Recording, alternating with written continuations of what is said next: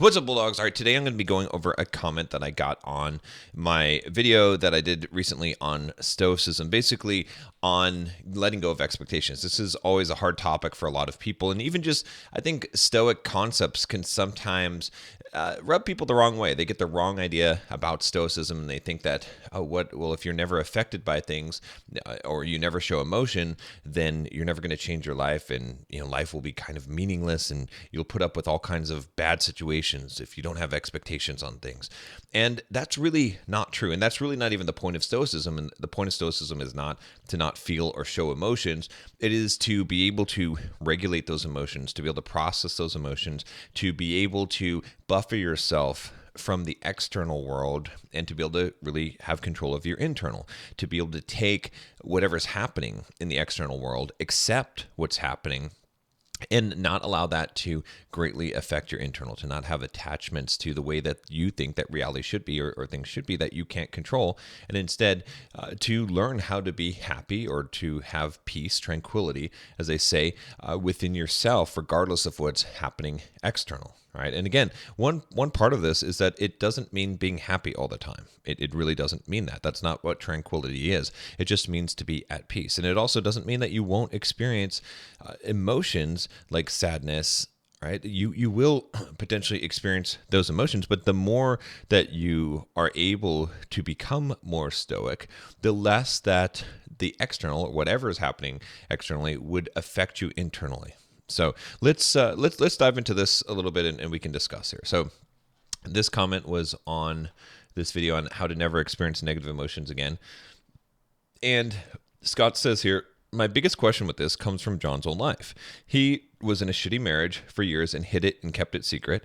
If you use Stoicism at every opportunity and never get angry, depressed, sad, wouldn't you just delay the change you need to change your life? It also seems more practical to go on and address the issue rather than, why is it not expanding?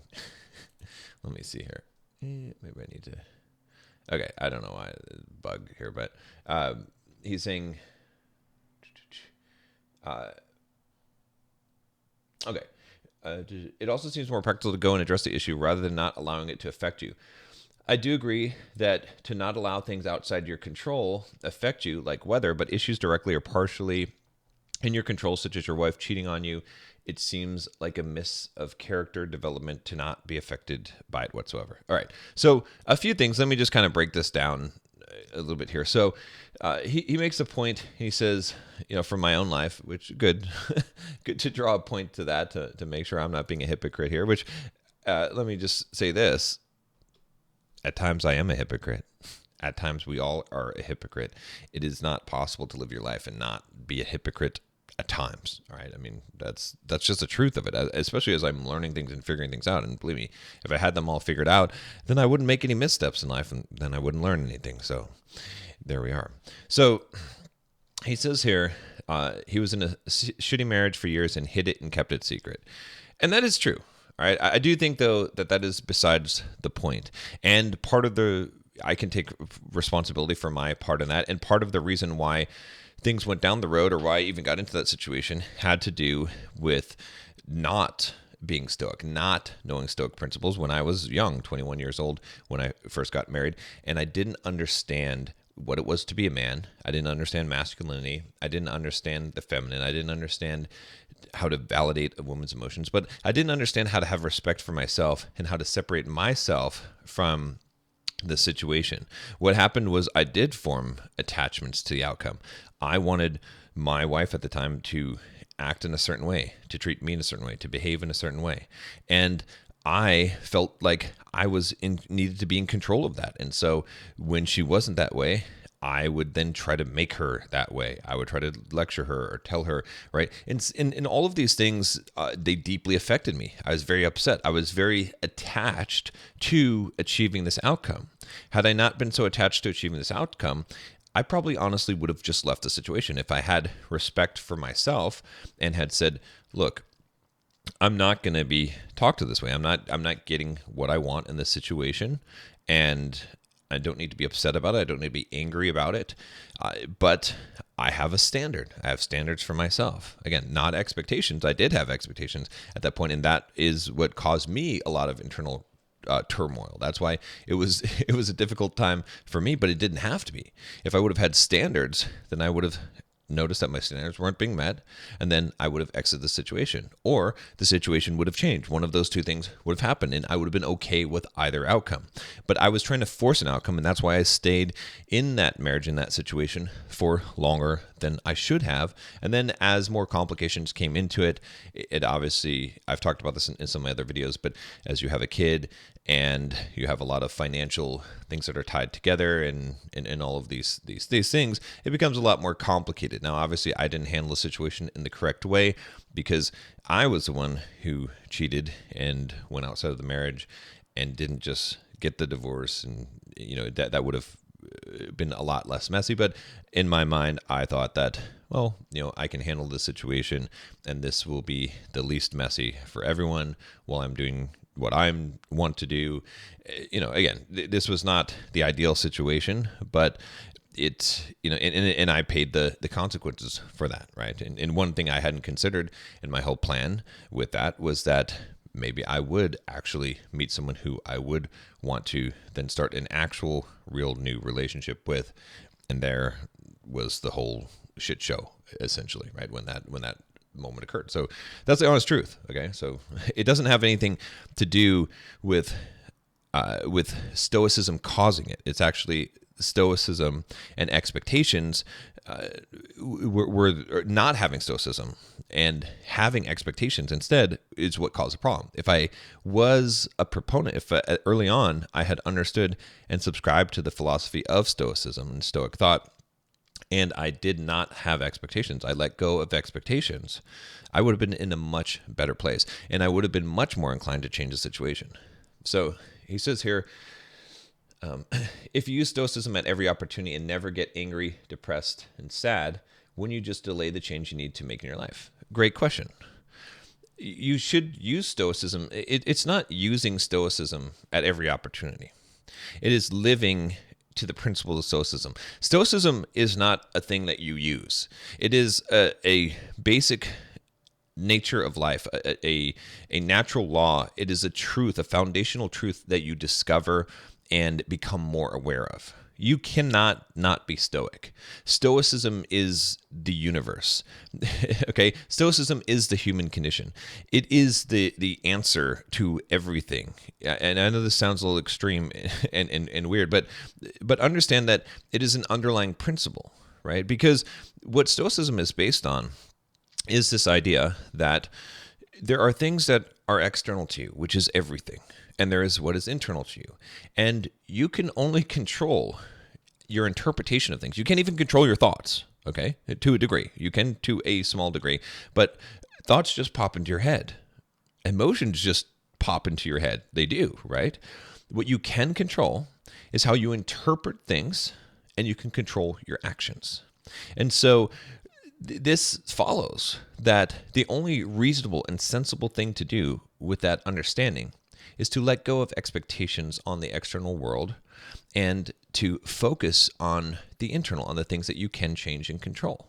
All right, that's not using Stoicism. It is the world. It is the reality of the situation that you and I are in. And it's just recognizing that reality and coming to terms with it. And the more that you recognize that, the more that you will be, quote, a Stoic. All right. And so he says here that, if you're using it at every opportunity to never get angry, depressed, sad, when you just delay the change you need to take in your life, absolutely not.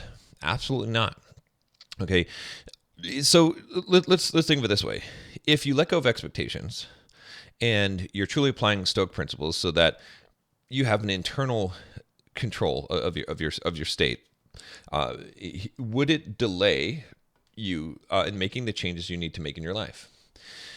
No, it would mean that the changes that you make in your life are driven by an analytical and logical process, not an emotional one, which is more beneficial. Not only that, but it would also mean that it doesn't matter what the circumstances are in your life. You can still be happy and still be peaceful, right? If you're looking for your circumstances external to you to change in order to bring about happiness, you're misguided. And you'll have to learn this the hard way, because it doesn't matter. It really doesn't matter if you're in a shitty marriage or a good marriage in terms of your internal state. Okay, don't get me wrong. A good marriage is much better than a shitty marriage, right? The Stoics have talked about it's better to have a good thing than a bad thing. Sure. But it really doesn't have as much impact on your internal state as you think that it does. You think that the reason why you feel the things and the reason why you're upset or sad or your life is shitty has to do with the external. But you might have the notion that if you had more money, you'd be happy. You might have a notion if you had a better wife or an attractive a girlfriend, you would be happy. You might have the notion if you had a better job or a better boss, you'd be happy. You're wrong about those things.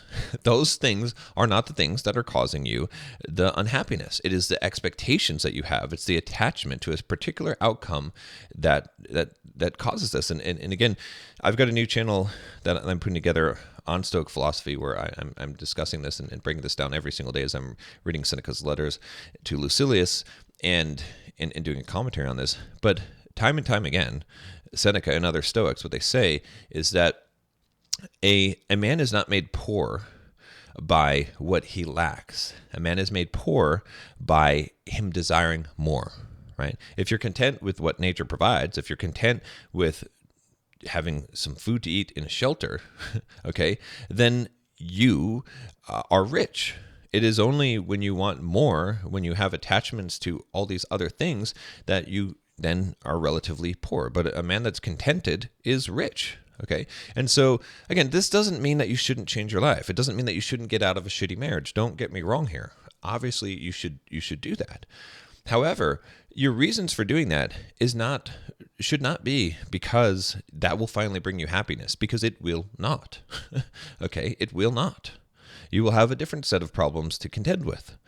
Instead, your reasons for doing that should be because you have standards for yourself, and this is the direction that you want your life to go, and these are the things that you would like to bring about in your life. But in true Stoic fashion, you could whatever happened. If you don't believe me, a book you should read is Man's Search for Meaning by Viktor Frankl. Okay. Now, this is a book that everyone should read. Why? Viktor Frankl was in a Nazi concentration camp. He saw his family killed by the Nazis. He was in there and he was tortured and abused in all different kinds of ways. And the one thing that he maintained is that no one could really take away his freedom. That it was up to him, that he had his sovereignty, that he could choose between an action that happened, an event that happened, and his response. There was a space in between, and that was his interpretation of that.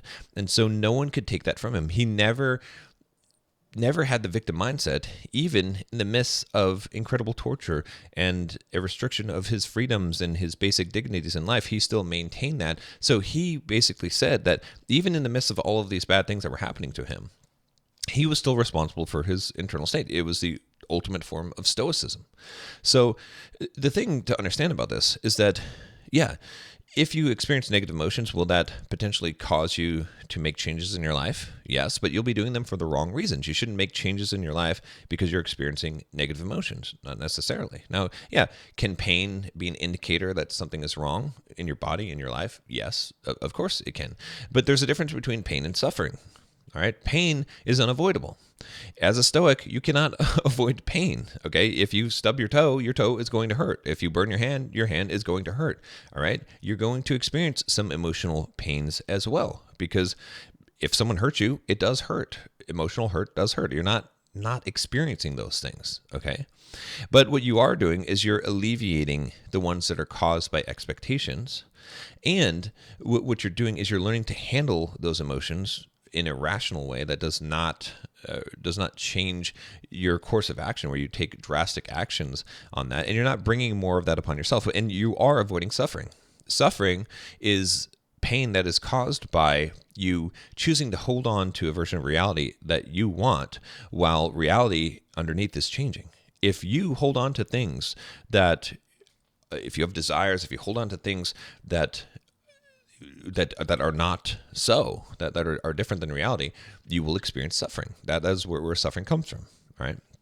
So it's a good question. Like I said, I mean, I don't knock you for asking these things. These are great questions to ask, but but the answer is that Stoicism is not something that you use, and and it's not true that you're never going to experience some emotions with Stoicism. It's just how you're going to handle those emotions. Because again, emotions are things that you cannot control. Now, as you become more stoic and you let go of expectations in life, you'll have less triggering events that will trigger those emotions. All right. But when you do have those emotions, you have to handle them in the correct way. But definitely living your life, because you have to also think about, what does this mean here? Right. If you're saying that if you never get angry, depressed, sad, when you just delay the change you need to make in your life, then what you're also saying is that emotion should dictate the actions you take in life, which is the opposite of masculinity, right?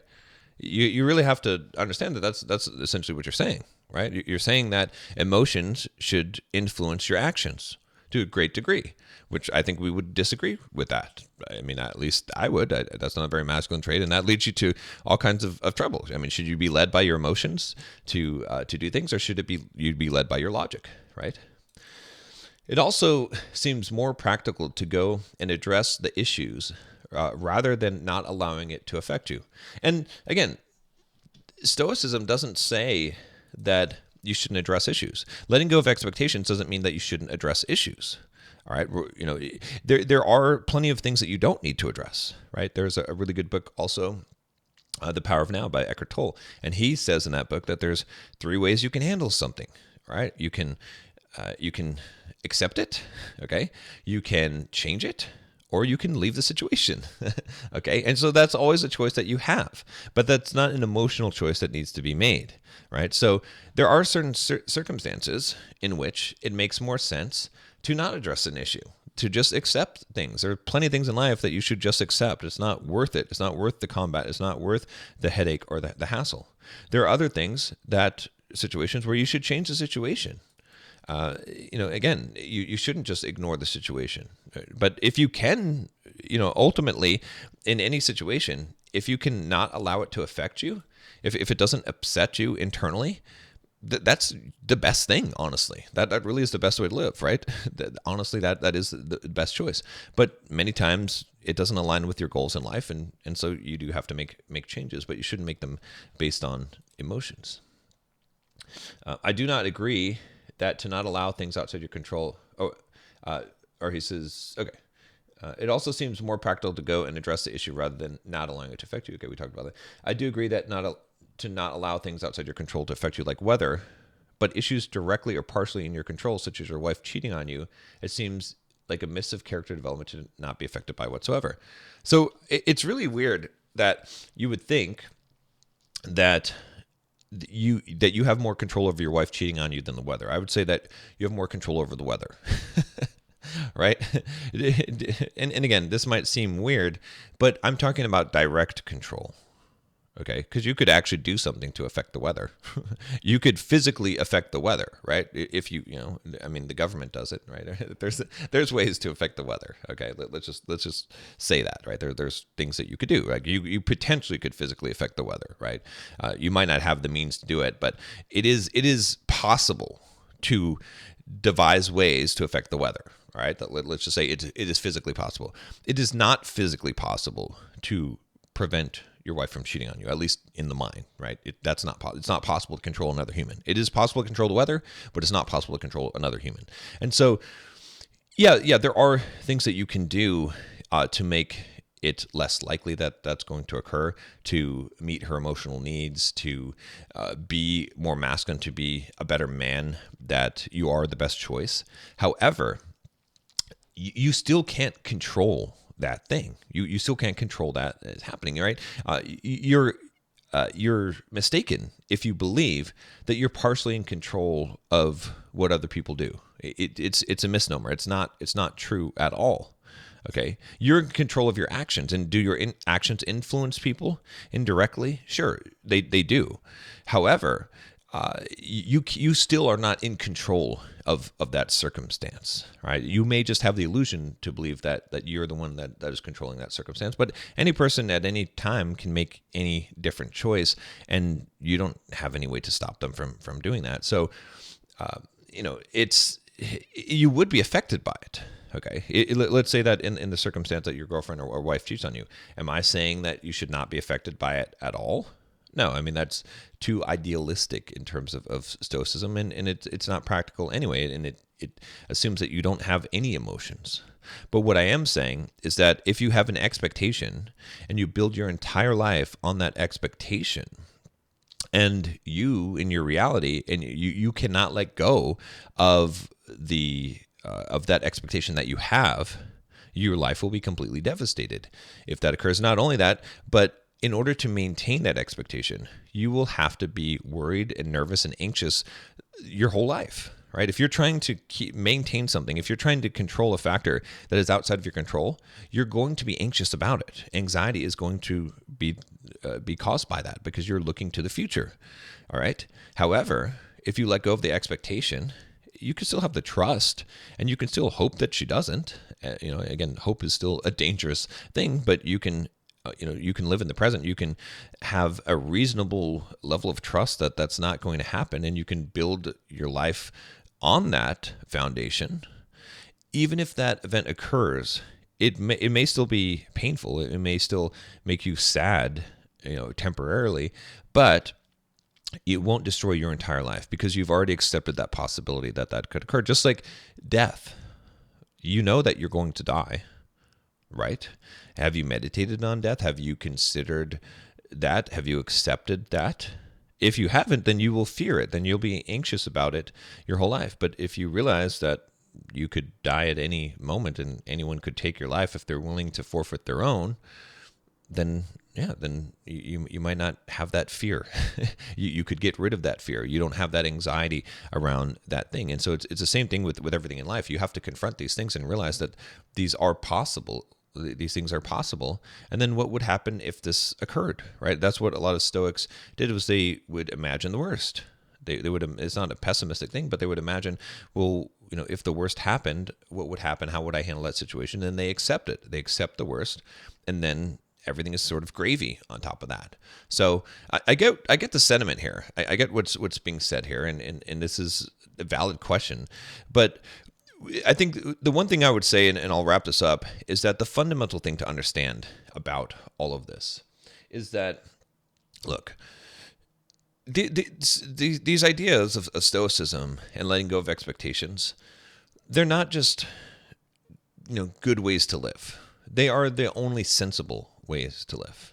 Okay, because it just makes sense that you should not expect things or hinge your whole life on things that are outside of your control. It makes more sense to focus on the things that you can control. It is ludicrous to believe that you can control things that are outside of your control. And most people live life in that fantasy world of believing those things. And if you do that, you're setting yourself up for failure. So I get what you're saying here. And it doesn't mean that you're not ever going to experience emotions. It's just that you can experience less of the negative emotions. And truly, if you were the Stoic of all Stoics, truly if you had progressed to a point of truly letting go of attachment, right? You could say the Buddha, if you were the Buddha, let's say that, right? Letting go of desire and attachment and truly focusing on the internal state, then you could arrive at a place. Again, I'm not saying this is practical for many people or most people, but I hesitate to even say this because I feel like it will be misunderstood because it's hard to understand it from where we are right now, but perhaps you can if you stretch your mind a little bit. But truly, you could come to a place where even if you loved your wife and she did cheat on you, that in some way you would be okay with that. You would not necessarily be with her in the relationship. You would end the relationship and get a divorce. However, you would be happy that she's found something that seems to make her happy, and that's her choice. And you'd be happy that she has made her choice.